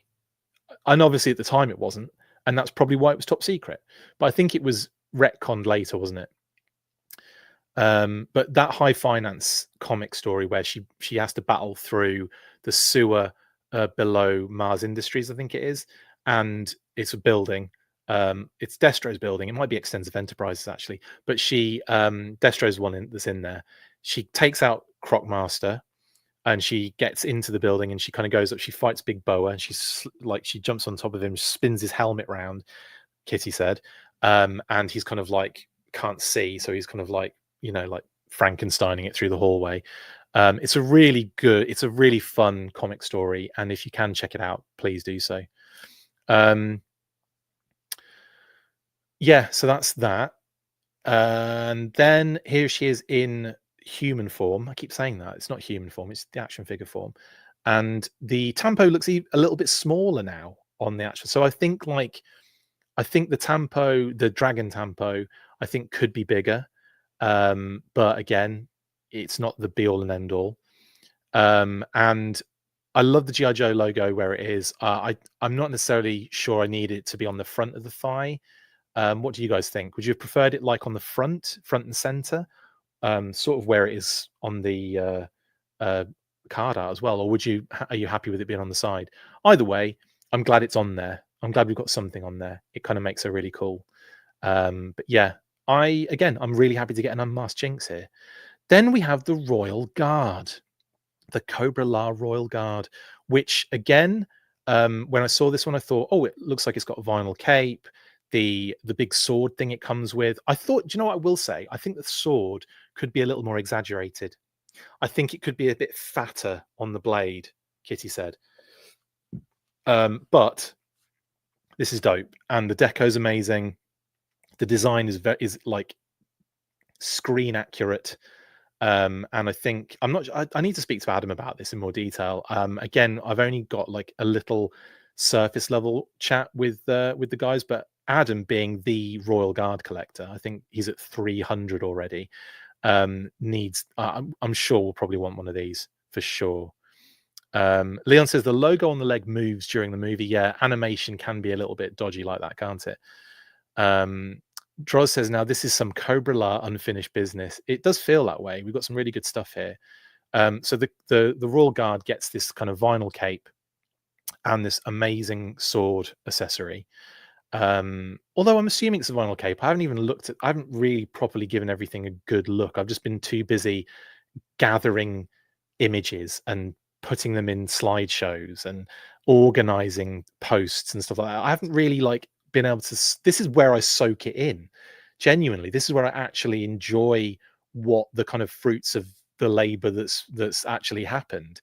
So this is where I see things for the first time a lot of the time. But yes, I think the sword could have been a bit fatter, but it's really cool that we've got that amazing accessory. And I think the figure looks great. It's so good. Yeah. And then of course we have the card, which I didn't check against the vintage one from the 3-pack, but I'm sure it's exactly the same. Bred and surgically enhanced for size, strength, and endurance, the Royal Guards of Cobra La are responsible for the personal protection of Globulus, supreme ruler of the Hidden Valley and last descendant of the Serpent Kings. Encased from head to foot in organic insectoid armor, Cobra La are impervious to any ordnance up to a high explosive anti-tank round. Although formidable in battle, the Guards tend to be tactically unimaginative, there you go, and are relatively useless without close supervision. There was an attempted coup in Cobra La around the time when the Emperor Hadrian was building his wall. 500 irate noblemen stormed the inner sanctum of Globulus' summer palace and were confronted by just 20 guards. Globulus slept through the entire incident. One guard was slightly wounded. Of the 500 noblemen, there were no survivors. Holy crap. I love that story, man. That's so much fun.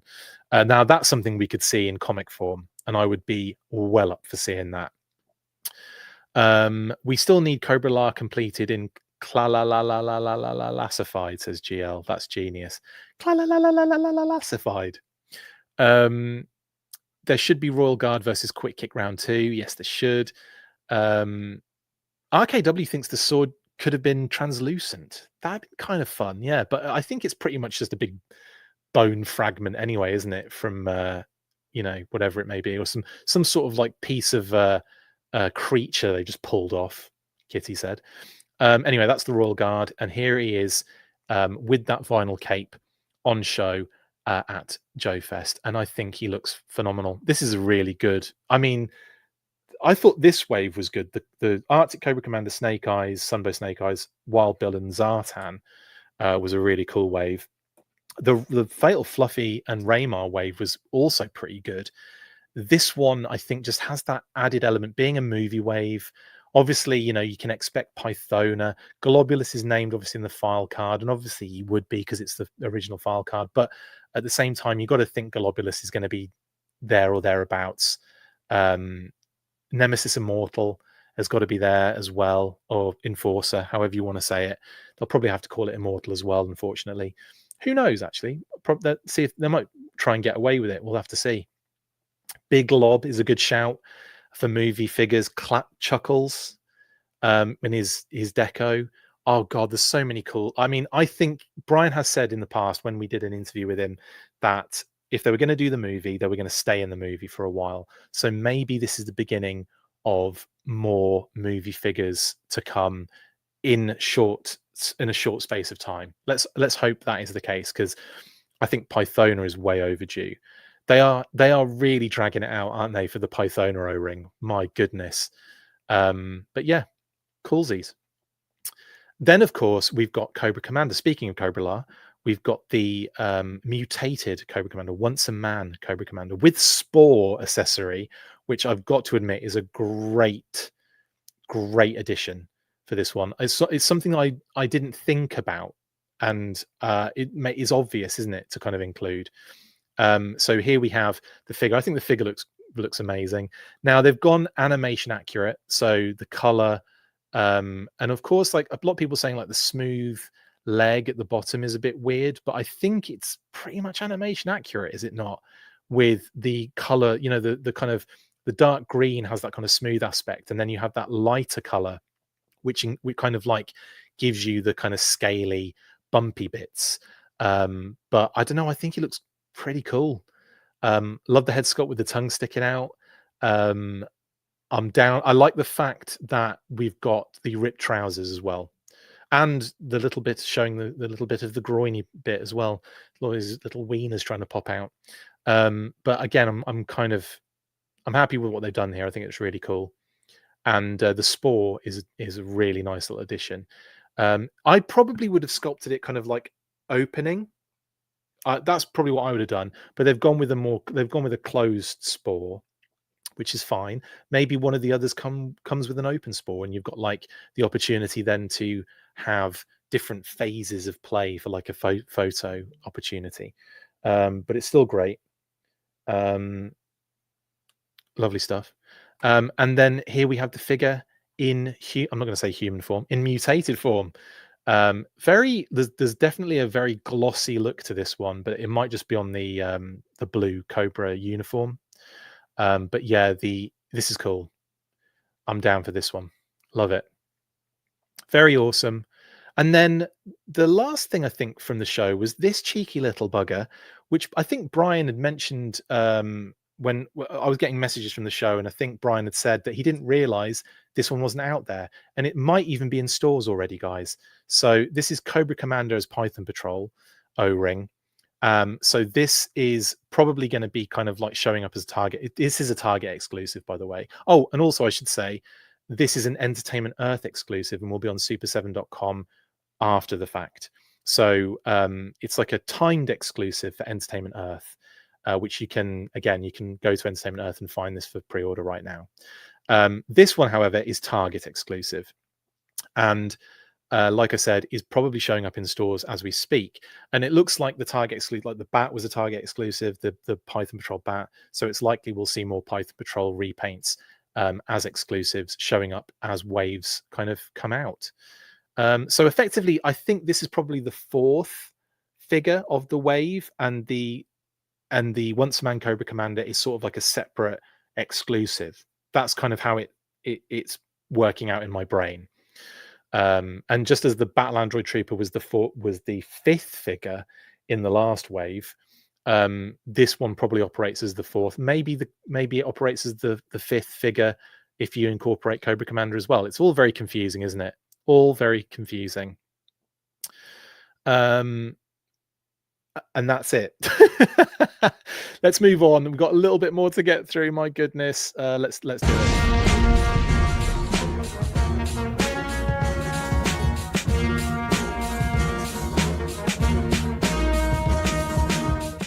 Okay, that was Joe Fest and Super 7. Now we're into classified miscellaneous, and let's kind of rinse through these. So we had stateside port arrivals in the week for Sewer Urchin and Chief Wiggum. That is Snake Eyes with Polar Bear and Snake Eyes version 4, respectively. So it's a Snake Eyes heavy port authority, port inclusion. So there you go. They're stateside now. Probably you can kind of give it around about a month usually to start seeing shipping information or like shipping notifications. So yeah, still a little bit of time to go, but at least we know that these particular figures are in port. And there may be the case of with Snake Eyes that they wait for the other figures to hit port as well if they haven't already. But we will keep you updated whenever we get more information from ports, which is a nice little addition that we can kind of keep an eye on now, just to know when stuff might be showing up for people. Is kind of fun to have that kind of moment where it kind of pops into US ports. So that's pretty cool. Then Lenny has been posting some amazing inputs. This one of Crankcase, which is really cool. So it shows Crankcase as the full figure with the new parts kind of on him, and also the new parts for Crankcase, head sculpt, secondaries, and all that kind of jazz. Very cool indeed. I'm really looking forward actually to Crankcase. I've got to say, I think this is probably the best Crankcase has ever looked in G.I. Joe since his first version with the Ore Striker back in 80 whatever. So was it 85 for the US and like 8 or maybe 86? I know it was 87 for us in the UK. One of my favorite all-time vehicles as well, the Ore Striker. So very excited for that. Very excited for Crankcase. And yeah, there's his input. We also got very recently, this might have been, was it last night or this morning? I can't remember which. Lenny posted an input for Monkey Wrench. So this shows Monkey Wrench in all his glory as well, with all the gear that he comes with. My goodness, what a figure Monkey Wrench is. I think this might even be up there for figure of the year, without even having it in hand yet. Like, I think this was going to be one of those ones, I think going to be in a lot of people's top fives at least, for sure.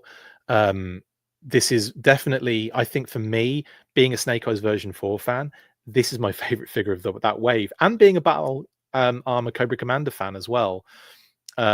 It's funny that, yeah, the Monkey Wrench figure, who I think is probably the standout in that group.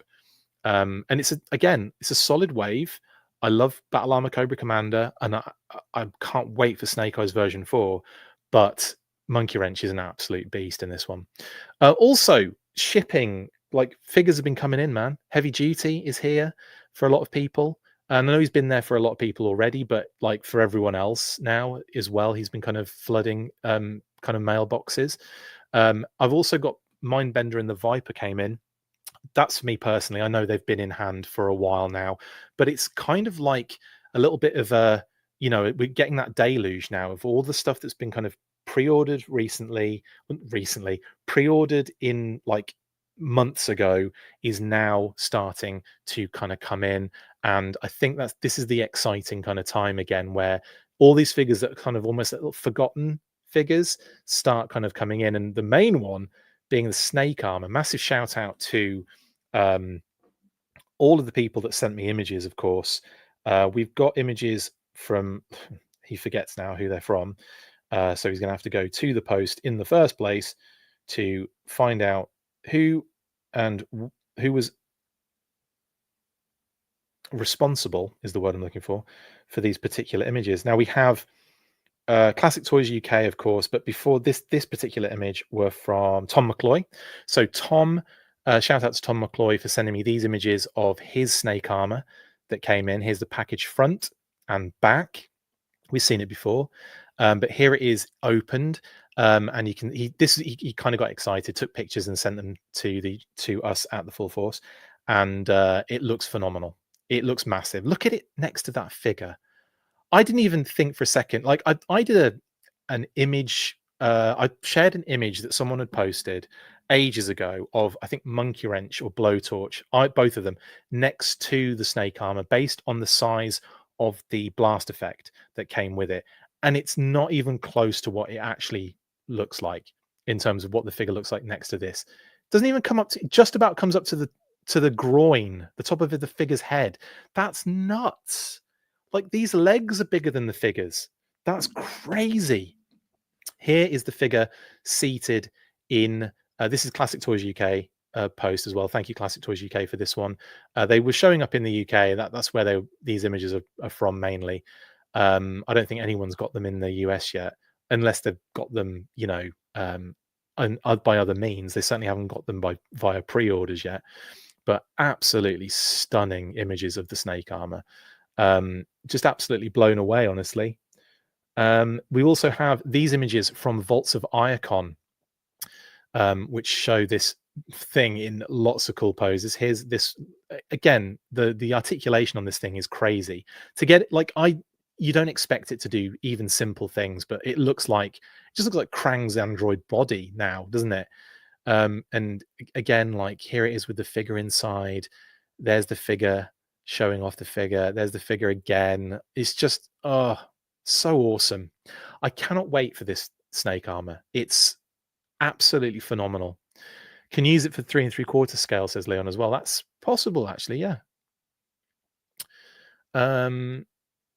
Yeah, unreal. So anyway, that is everything for Classified Miscellaneous. We get into this little bit before we go. So leak listings for 2025, nothing really has changed. Everything is as you were. We haven't had any name onlys or render reveals to really kind of get stuck into. So everything is pretty much as you were beforehand. We have a postponed figure in the police officer. We have an inactive retro what do you call it, listing, which again doesn't mean that the figure's been cancelled. It just means that the listing is no longer going to be utilized. So that figure's probably moved over to 2026. And who knows what it is? It might not be retro anymore. But we don't know. You didn't even know what it was in the first place. So it's always going to be a mystery unless someone actually knows at Hasbro and they can let us know in the future. But for now, we'll just have to hold fire on that one. But yeah, nothing really changed for 2025 leak listings. Hopefully hopefully by next week we'll have a little bit more to unlock here. Same for 2026. The Steel Core Sentry we've got for 2026, but we don't know.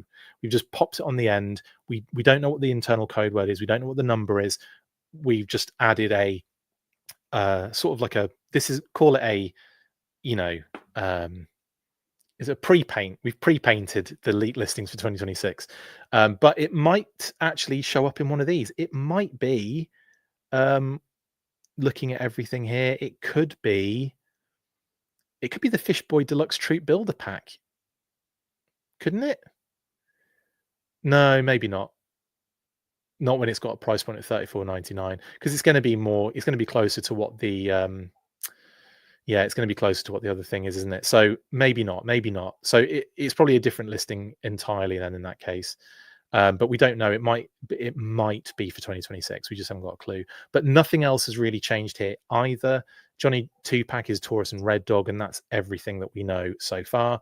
Officially, Steel Core with Defense Post, Taurus and Red Dog for the Joes, and name only reveals, and the Desert Scorpion with Scorpion for Cobra. And digital renders, we've added Night Force Beachhead and Quick Kick for the Joes, but we've got that kind of legacy police officer sort of in limbo, and the SDCC Cold Slither, even though we've seen all the figures right now, it's still technically at this stage, it's still in digital render stage before we get it for pre-order. So that's everything. I will move into shout-outs now because this has gone on for far too long. But before we do that, let's have a message from our wonderful sponsor, Battle Action Force, the Treasury Editions.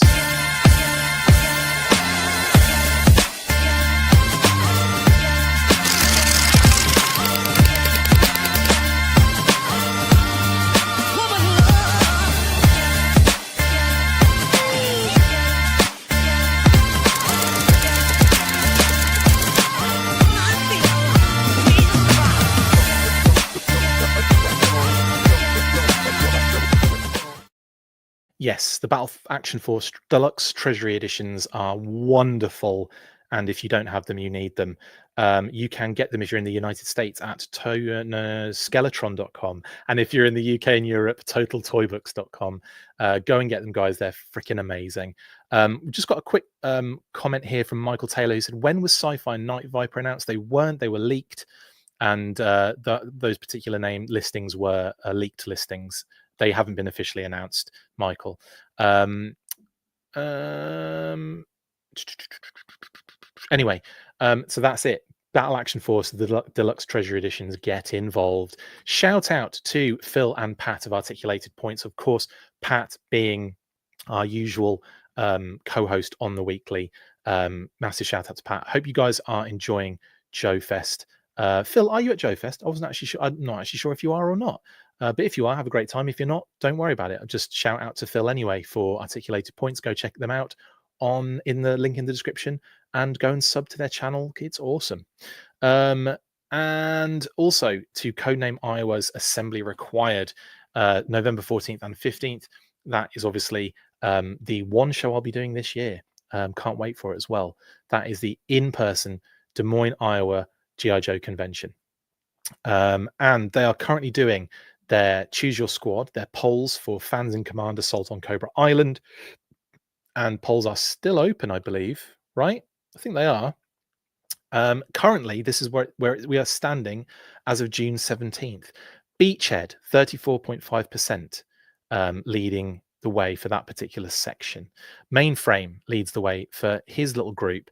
Wetsuit currently ahead in his. Lady J, as I think, is that the first time Lady J's kind of popped back into the lead, I want to say. Snake Eyes, obviously, I think is more than likely probably going to be the standout runaway leader in his group. And Recondo leads the way in his. So that is what the team is looking like currently. Now, they're also going to be, let me get this completely factually correct. Bear with me 2 seconds. I just want to make sure I'm saying the right information here. So, as the fans help us assemble our strike team for Assault on Cobra Island, the intel specialists at Codename Iowa HQ have identified the enemies the Joes will confront at each location. Visit booth 102 at Joe Fest for the big reveal of the big bads. So if you're at Joe Fest, go check it out. You might be able to work some of them out there. That server farm one looks suspiciously like a televiper. The Eastern Beach, probably just a viper by the looks of it. But anyway, I'm giving the game away. You guys can check that out, of course, at Joe Fest right now, which they're at currently, and have a booth set up and everything. And you can get these awesome t-shirts, booth 102. And here's another little image of the booth right now. Looks lovely, very nice indeed, with a big kind of card back in the background. That's genius. With the cross-sell of all the t-shirts on it. Again, the little details that go into the stuff that Brian and the team do at Codename Iowa is fantastic. So go check out those wonderful tees. Next up, we have Skeletron.com as well. Massive shout out to Skeletron. They have RoboSkulls, obviously, at Skeletron.com right now, so you can go get them. They've also got them at Joe Fest. And they've got these really cool other things that they're giving away, although I'm not sure, you can probably buy the sticker set. I'm not 100% sure about that. Let me quickly again get the lowdown on this particular situation. So yes, you can. On the road to Joe Fest, we'll have a special My Other Riders of Robo Skull sticker set at the Skeletron booth. See you there. I don't know if they're for sale or they're giving them away, but go check out the Skeletron booth at Joe Fest, and yeah, they will have this wonderful little sticker set. My Other Ride is a Robo Skull, and the Robo Skull, what's that? The license plate, a little Red Shadows logo as well. Very cool stuff. Go find them at Joe Fest if you're there already. Also, they're doing this wonderful Skeletroopers Strike Augusta. So Marauder Gunrunners and Skeletron will be together again at Joe Fest. Find us front and center to build an army of amazing 118 scale, highly articulated action figures. Marauder Gunrunners has an incredible array of geared up figures, including the Skeletroopers, ready to reduce everything in their path to rubble. They'll be supported by Skeletron's Red Shadows, including air support from the most terrifying vehicle of all times, the Roboskull Mark II. So that is what they are on screen right now, the Skeletroopers. Very awesome again, indeed. Also, shout out to Delta 17, who've got an amazing setup for their Desert 2 pack for them on show as well, which looks amazing. Love that Dio, kind of like Middle Eastern sort of building setup with rubble and all sorts of broken bits and bobs. Very cool indeed. Awesome stuff. Shout out to the team at Delta 17 and some lovely shots of this as well in their booth. Brilliant. I had to get these in here because I thought this was a great setup. The camel in there as well. Does that come with the set? No, I'm just kidding. Brilliant. Lovely stuff. The figures look great. Shout out to Delta 17 as well at the show. Also, one of big shout to Pixel Dan, who got to meet Bob Breakin.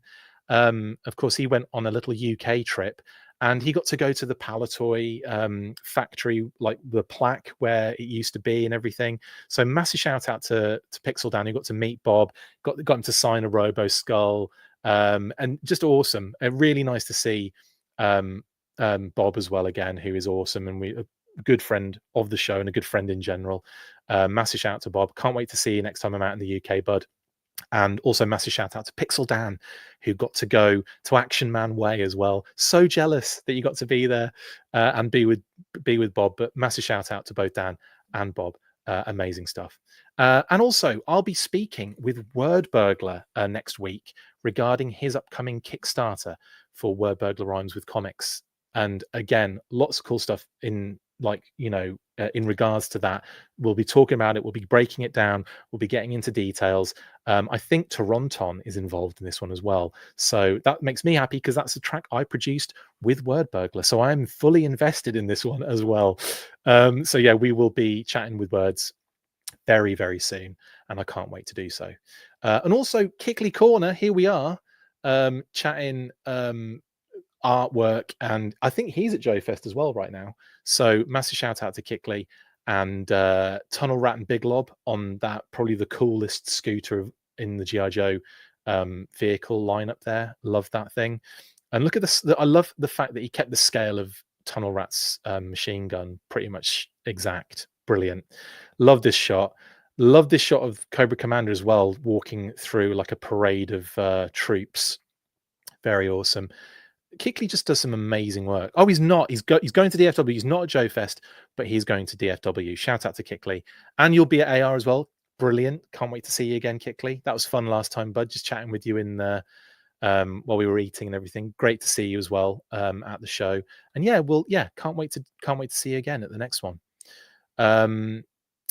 So brilliant. And then of course these beauties as well. Zartan. I love how you've made his like headpiece almost like hair. I think that's brilliant. That's actual genius. And it looks so much. It just looks really funny that he's rocking the hair instead of that. He's that hairpiece. Very cool. Headpiece, I should say. And of course, Destro and the Baroness as well, surrounded by guns, as you'd expect. But again, Kickley Corner. Go check him out at DFW and AR. And we'll keep sharing your stuff, dude, because it's amazing. We love your work. That's it for it's been a long one, but thank you so much for joining me for the Full Force Weekly, presented by the awesome Battle Action Force, the Deluxe Treasury editions. Thanks to all as well to our Patreon crew. I will have an episode for you tomorrow. We'll be doing our usual Q&A on Sunday, so I'll see you there if you're a Red Shadow Army or SAS patron. And yeah, it's been a long one, but it's been a busy week. So hopefully we'll be at it again next week, won't we? Because we've got more stuff coming from the G.I. Joe Classified crew. And I don't know what to expect. There's probably going to be loads. There might even be more coming out of Joe Fest. So keep an eye on Joe Fest as well this weekend. To everyone who is enjoying Joe Fest, hope you have a great time. For those who aren't there, hope you have a great weekend anyway. I'm going to start mine now, probably. Have a wonderful rest of your Saturday and rest of your weekend. I'll see you when I see you next. Stay fresh, cheese bags. And as always, after 3, I should also say I'm speaking to Justin about movie news as well this weekend. Fingers crossed. So expect that video to drop as well. But stay fresh, cheese bags. And after 3, you know what to do. 1, 2, 3. Full force. Laters.